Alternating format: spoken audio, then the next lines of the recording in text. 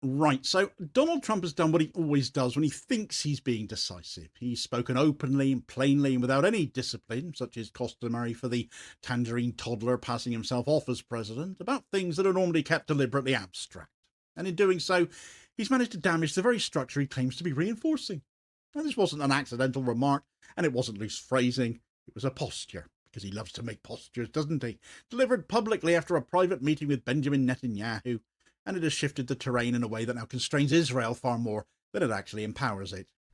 Trump has said that he would back Israeli strikes on Iran's missile program or nuclear facilities. He's talked about eradicating any rebuild. He's referenced B-2 bombers and the length of their missions as if the use of strategic air power were a matter of logistics rather than escalation.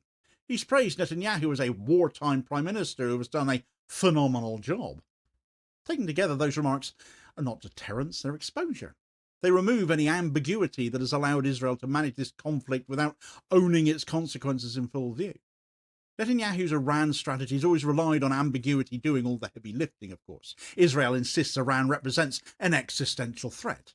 Yet for years it's avoided open confrontation, preferring covert actions, selective strikes, and incremental pressure.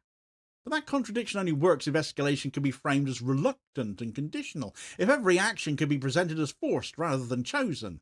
Netanyahu's problem is he's been champing at the bit to do this for the last 30 years. Trump has now shattered that framing further, though.